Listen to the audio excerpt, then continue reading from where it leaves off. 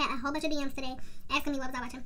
So this video is going to be too long, just a little glimpses, you know. Now you know what I was watching and you can go watch it, and I really want you to enjoy it. Trust intuition, not impulses. That's major. Look at that black girl, look at that black girl, look at that black girl. Queen, queen, queen, queen, yeah.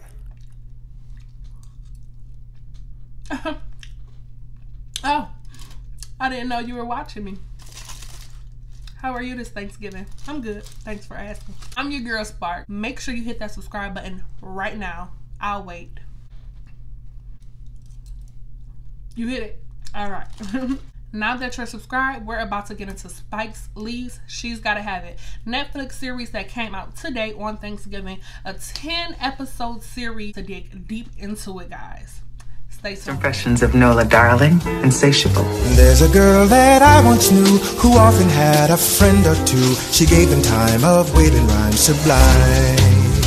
What is up, my beautiful people? Happy Thanksgiving. Got a little German chocolate cake on the side right now. I printed out a sheet, a guideline sheet to help me out, but I forgot that the notes are on my iPad as well, so I just killed all types of trees wasting this paper, and I didn't even need to print this paper out. The new Netflix series by Spike Lee, She's Gotta Have It. Some of you are old enough to know about the original movie, She's Gotta Have It. I think that was like 1986. So this is like a remake, a duplicate, but an actual series instead of just a movie. This one stars DeWanda Wise as Nola Darling, and she did amazing. Like, I have to give it to her.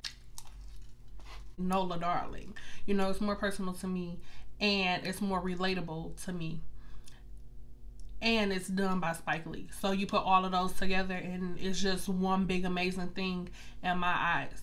I don't want to give so much information away that when you finally watch it that you're gonna be like, oh, Spark already told me that, so I ain't gonna tell you everything.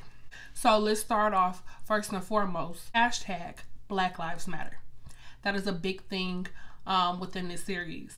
Nola Darling is pretty much a free-spirited black woman that has no boundaries. She wants it all. She's got to have it. 3 different men that offer her 3 different things.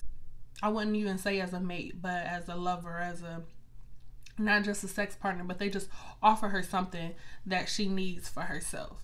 Some people like to say that she has commitment issues or that she doesn't know how to commit, but it's not even really about commitment. It's just being a free-spirited woman that just knows what she wants, but this one person can't give her what she wants, so she has this person and that person. And they all know that they aren't the only ones. And their lives are complicated as well. One is in a broken marriage. He's still married, but they're going through a lot of things in his marriage. One, he doesn't have enough money, but even though this guy doesn't have money, he offers personality and laughter and joy. And then there's another guy that offers being spontaneous, and he has just je ne sais quoi about him, you know. It's just each guy offers different things, and they can't compare to each other. It's no comparison to them. But Nola Darling remains Nola Darling. Throughout the series, Nola Darling is still having to find her complete self. Pretty much everything I got out of it is, who are you? So who are these men? Who are you? Nola Darling, who are you? Her friends, who are you? So everybody needs to understand and know who they are as a person. There's gentrification throughout the series, and if you stay in urban communities, you know all about it and what's going on in your community, because I know it's just not happening here in Detroit. I know it's just not happening in Brooklyn. I'm pretty sure it's happening in every inner city that's going on right now. A lot of people see their neighborhoods are changing and they aren't the same, and they aren't what you remember growing up.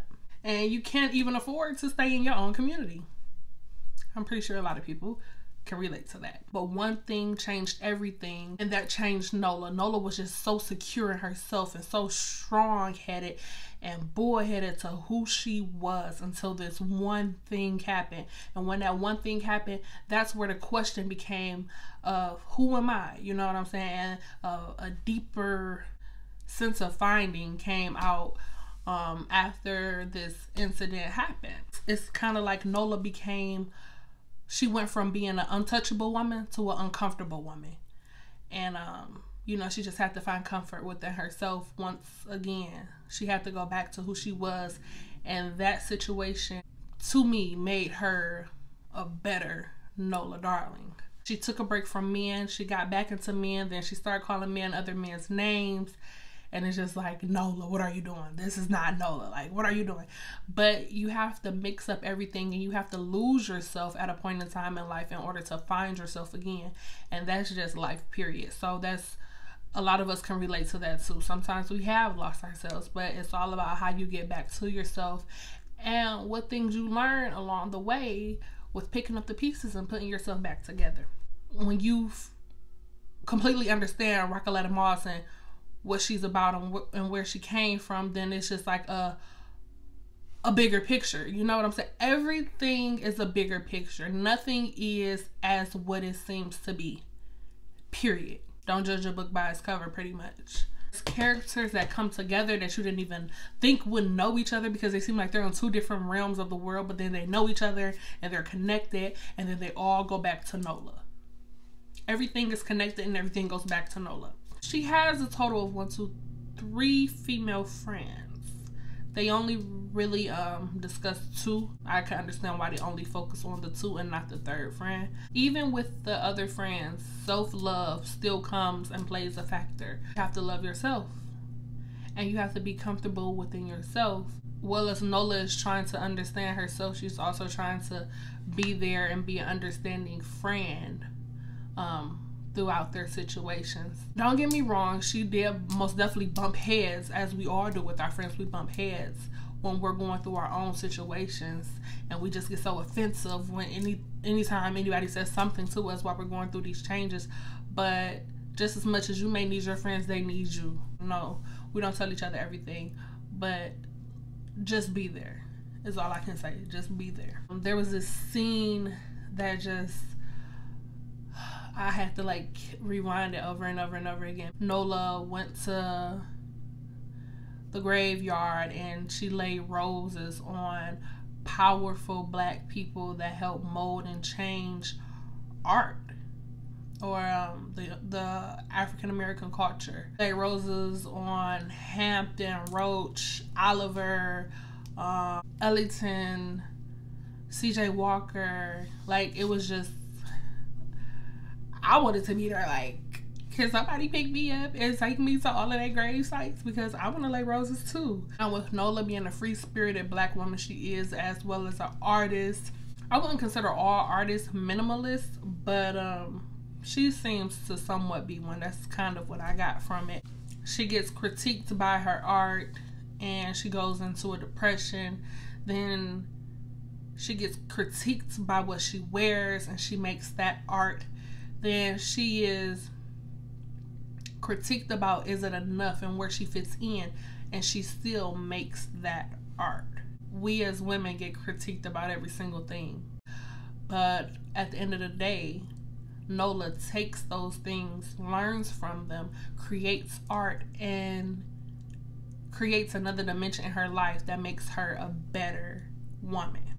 And I really wish I could share all of these details with you guys that I printed out. I want you guys to watch it, and maybe I can do another video after you guys have watched it and we can go deeper into detail and talk about what we think each thing means. You know, we can analyze it together, because I love analyzing films. I do want to share this line with you guys. Trust intuition, not impulses. Trust intuition, not impulses. That's major. And just be comfortable with who you are as a woman, and just show the world what you got. Love who you are. Love who you're becoming. It's all about you making yourself happy.